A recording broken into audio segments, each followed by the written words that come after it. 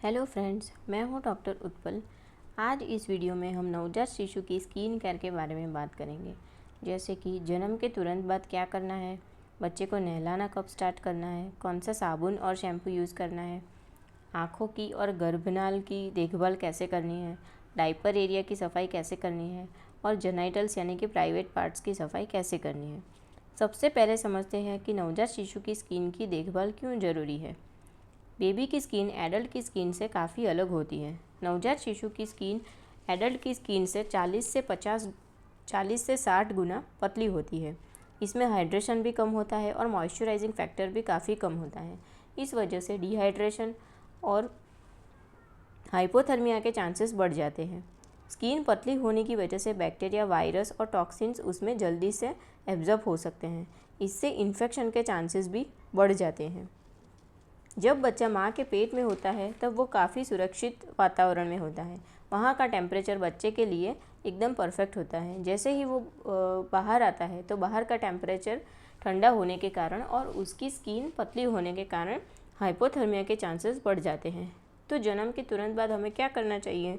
Baby को स्वच्छ कपड़े से पोंछने के बाद केवल डायपर पहना के उसको मम्मी के चेस्ट या एब्डोमेन पे स्किन टू स्किन कांटेक्ट में रखना चाहिए और दोनों को फिर एक गर्म कंबल ओढ़ाना चाहिए। स्किन टू स्किन कांटेक्ट की वजह से टेम्परेचर भी मेंटेन होगा और बच्चा ब्रेस्ट फीडिंग भी जल्दी लेना स्टार्ट करेगा। आप सबको लग रहा होगा कि टेम्परेचर मेंटेन करना इतना ज़रूरी क्यों है। तो नॉर्मली जो बच्चे का टेम्परेचर है वो 36.5 डिग्री सेंटीग्रेड से 37.5 डिग्री सेंटीग्रेड तक होना चाहिए। अगर टेम्परेचर 36.5 से कम होता है तो बेबी की बॉडी को इस टेम्परेचर को मेंटेन करने के लिए ज़्यादा मेहनत करनी पड़ती है। इस टाइम पे बेबी का जो फैट है वो बर्न होता है, ऑक्सीजन की डिमांड भी बढ़ती है और अल्टीमेटली उसका वज़न कम होता है। तो ऐसा न हो, इसलिए हमें बेबी का टेम्परेचर मेंटेन रखना काफ़ी ज़रूरी है। आप सबने देखा होगा कि नवजात शिशु में स्किन के ऊपर एक वाइट कलर का मोम जैसा लेयर होता है, उसे वर्निक्स कैस्योसा कहते हैं। ये लेयर बच्चे के प्रोटेक्शन के लिए होता है, उससे टेम्परेचर मेंटेन होता है और डिहाइड्रेशन भी नहीं होता।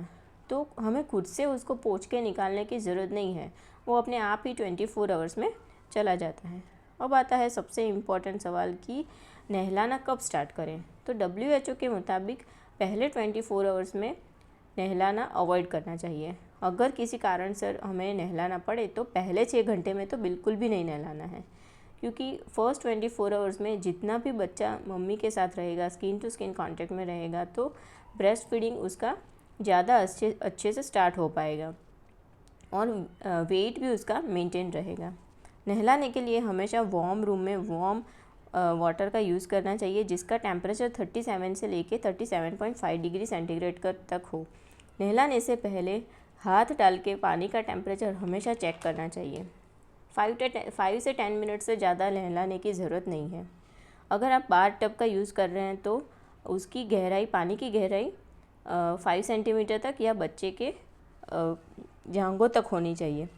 अगर बाथ टब या बाथ टॉयज़ आप यूज़ कर रहे हैं तो ध्यान रखें कि उसको यूज़ करने से पहले डिसइंफेक्ट ज़रूर करें, क्योंकि उससे इन्फेक्शन के चांसेस बढ़ जाते हैं।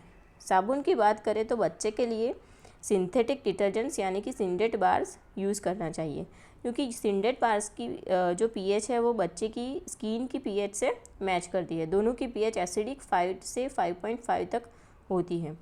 नॉर्मल सोप जो एडल्ट में हम यूज़ करते हैं उसको यूज़ नहीं करना है, क्योंकि उसकी पीएच 7 to 9 के बीच रहती है। अगर हम एडल्ट वाला सोप यूज़ करेंगे तो उससे स्किन की जो लेयर है वो डैमेज हो जाती है और बच्चे की स्किन को नॉर्मल होने में करीबन 1 आवर जितना टाइम लग सकता है।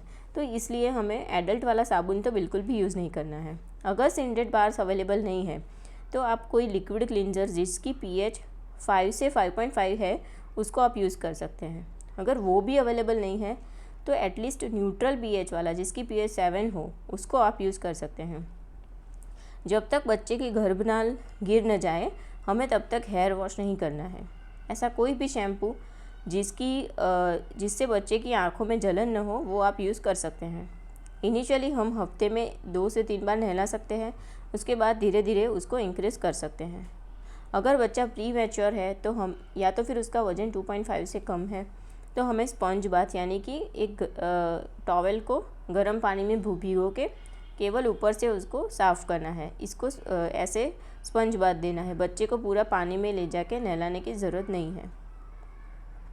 अम्बिलिकल कॉर्ड की बात करें तो उसको हमेशा ही क्लीन एंड ड्राई रखना है। कॉर्ड को छूने से पहले हमेशा ही हाथ साबुन से धोने हैं। कॉर्ड के ऊपर कोई भी ऑयल, पाउडर या बैंडेज नहीं लगाना है। अगर आपको लग रहा है कि कॉर्ड में से पस आ रहा है या तो उसके आसपास का एरिया रेड हो गया है या तो फिर पस वाले दाने हो गए हैं, तो डॉक्टर को ज़रूर दिखाना है, क्योंकि वो इन्फेक्शन भी हो सकता है। आँखों की बात करें तो आँख क्लीन करने के लिए एक कॉटन बॉल को गर्म पानी में भिगो के अंदर से बाहर की तरफ साफ़ करना है।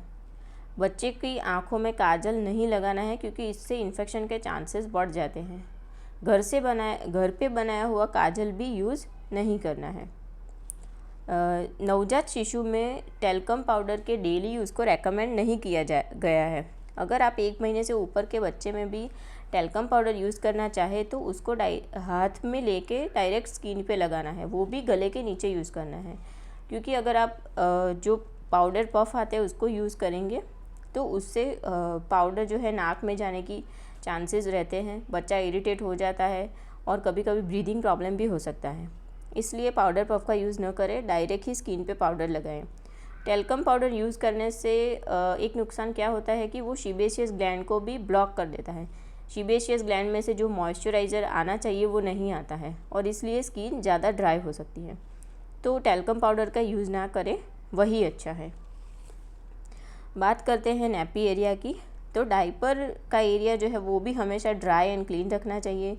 हो सके तो डिस्पोजेबल डाइपर हमें यूज़ नहीं करना है।